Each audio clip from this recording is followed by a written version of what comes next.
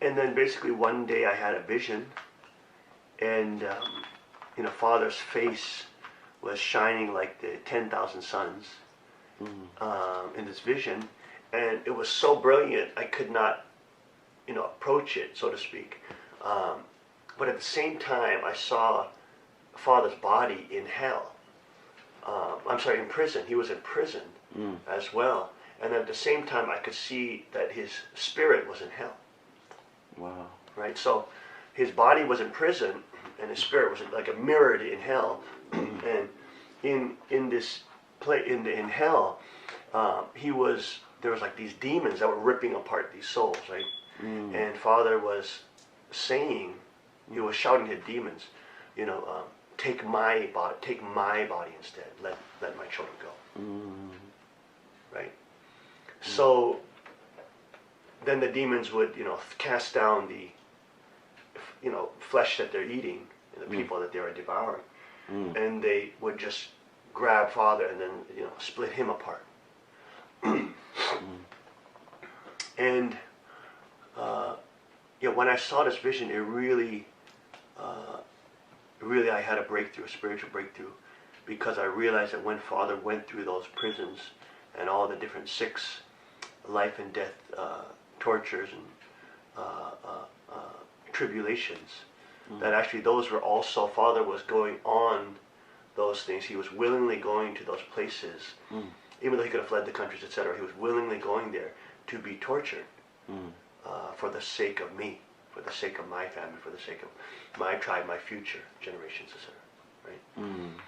And once I understood that Father did that for me, instead of some kind of detached, suffering, it was a suffering that was for my own salvation, and my family's salvation, that we could stand righteous before God because of that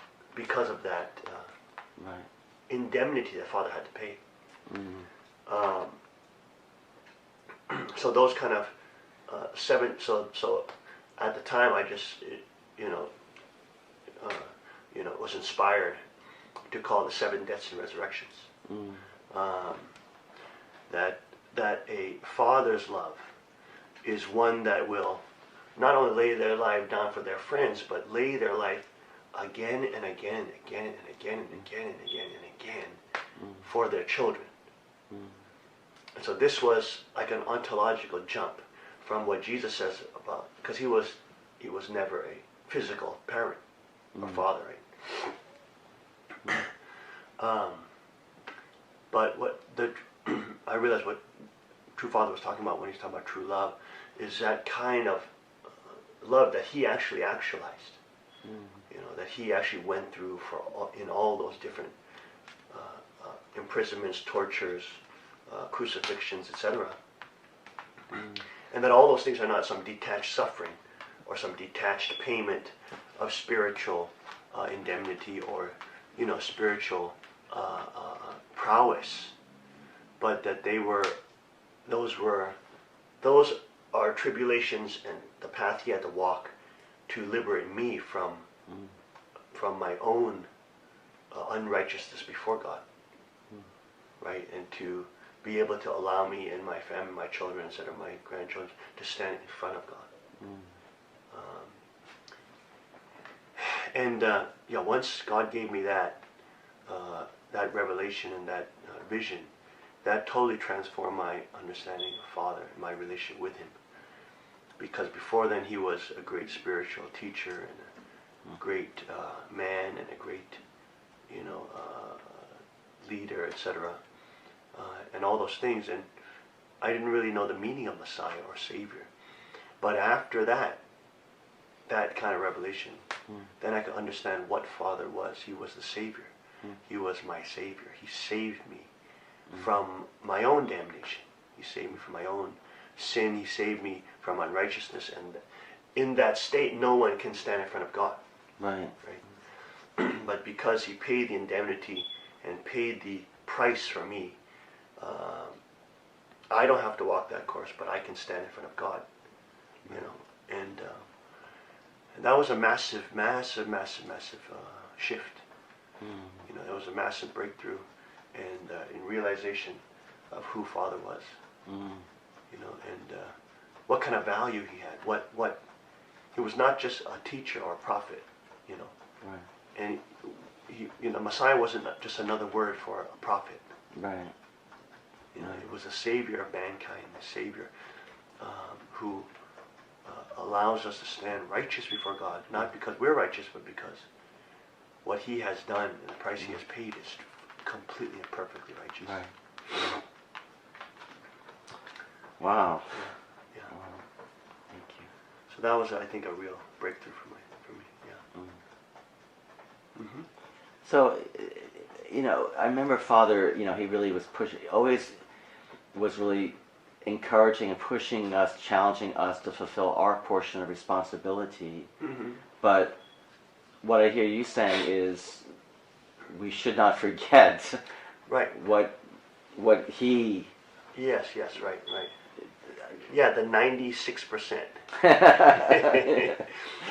You know, yeah, the 96%. Right. We have a portion of responsibility that we either can walk to or walk away from, you know. Right. We can either stand in agreement or stand in disagreement, you know. But it would be diluted to say that we're the ones who pay the indemnity. Right. You know, yeah. Right. Yeah.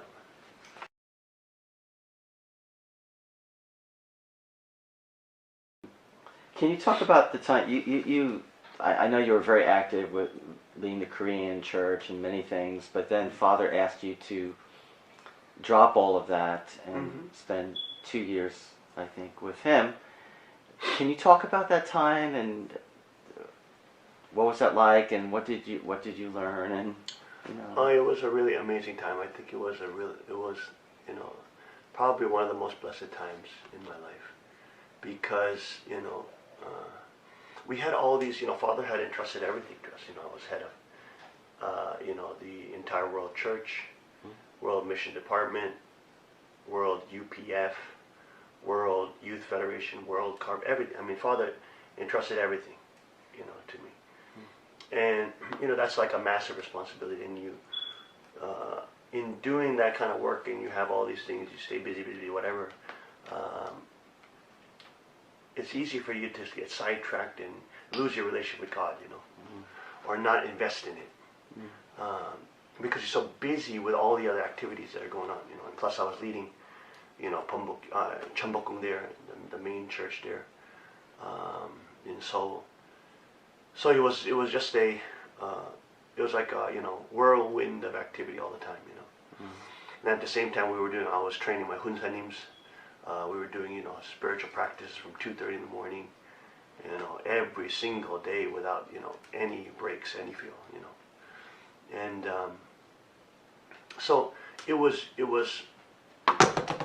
very kind of a whirlwind kind of time, and also, you know, in those kind of positions, there's always a temptation to believe that you're doing so much work, you know. And that by doing a lot of work, you're actually serving God more. You know. But when Father called me to serve, you know, just be with Him, it was a huge change. Because here now, all of a sudden, I didn't have a schedule. Could not make a schedule. I didn't have any appointments. I could not schedule anything with people. People wanted to meet me from outside, VIPs or whatever. Couldn't do it, you know. I couldn't go visit families. That was something we did every week. You know, we would visit normal church members, go to their houses, and, you know, do fun stuff with them, buy them pizza and stuff like that. I didn't know GMO at the time, but yeah. So, but we couldn't do anything. All that had to drop, you know, and all the big events, all that stuff dropped. I had to drop everything. It was, at first it was just time spent just being with Father, because Father's always on the move too. So he's always traveling. He's always going to, you know, the States, coming back to Korea. So there was a world tour all of a sudden that he scheduled and did, you know, so all those kind of things. But just basically being with Father, going with him fishing constantly, going with him, you know, Las Vegas all the time. So we would be fishing on Lake Mead, or in the next day we could be fishing on the Pacific Ocean, you know. but it was always this. So it was very different. And you know, at the time I wasn't a huge fisherman or something like that. And so I would use that time to meditate. So I was like on the boat, I would meditate, or I would just, you know, try to do studies. I'd be in the beginning and just try to get used to this kind of schedule, because it's like a schedule of no schedule. You know, you just have to go at the whim of where Father wants to go, and wherever He's going to go, you have to go. You you have no say in the matters. You have to totally surrender to it. So it was an adjustment. You know, it's kind of very taxing. Yeah. At first, it's very mentally taxing because you don't know what to expect. You know, it's always. But at some point, I just was able to release that, you know, that anxiety or that stress from it, and just totally just ride and flow with Father. You know, and just you know, instead of, you know, just bickering, complaining, oh, I have my schedule and all that, you know, I can't do my work or this and that. What if things can fall apart, whatever. You know, just let go of it all. None of that really matters. What really matters is being with Father, you know. And so I had just incredible times with Father. When I let go of that, then I could actually be myself. That's when I started showing like the different martial arts that I knew, and we would watch the UFC and mixed martial arts together. And you know, when Father was not on the boat, then we would come back and we would watch martial arts contests and say this, you know. Then I would do demonstrations, and he would make me, you know, tap out and choke out, and all the security guards, you know, things like that. And so it really became a tremendous time. It was just like I was spending time with, with Father in such an intimate way. You know, we're bonding in such an intimate way, you know, and I just felt that Father he totally, like I was surprised that he loved the fact that I knew all these I did all these martial arts, you know, and because I had kind of hidden them from the public. I had not shown that I do this. I always wanted to keep them kind of, you know, but Father just totally embraced it, and he just, you know, he just was so excited about it, and you know, when there were like storm warnings and like the government would shut down like the oceans. So you would not be able to go out. I mean, they would do storm or hurricane warnings, and we would be on an island, right, in the south of Korea, in the middle of nowhere on a tiny island. So then there would be, you know, if there's a hurricane going by, then you can't go out on the ocean. So we'd be stuck indoors, and you know, and then, you know, basically we would have already downloaded all these, you know, MMA, you know, fights and, you know, battles, and you know, Father would watch it, and then I would point out things of what they're doing, what they're trying to do, and kind of do commentary, and it was so amazing. It was a really amazing time because I could really bond with Father as father and son, you know, and I had great times, great moments where when we went fishing, you know, when Father would take a nap, I could just go in the cabin with him alone and just lay down and sleep right next to him, watch him.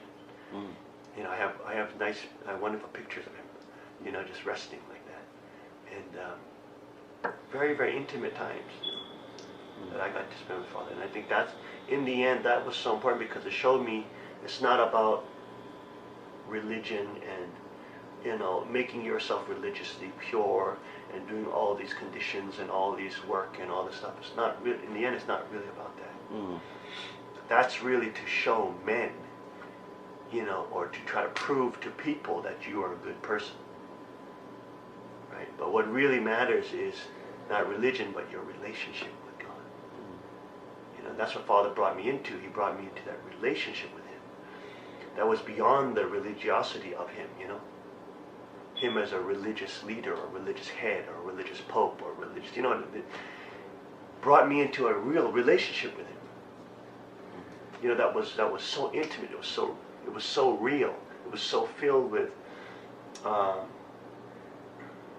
joy and affection and acceptance and embracing. You know, I mean, all these things that I thought that I could not show as a religious leader.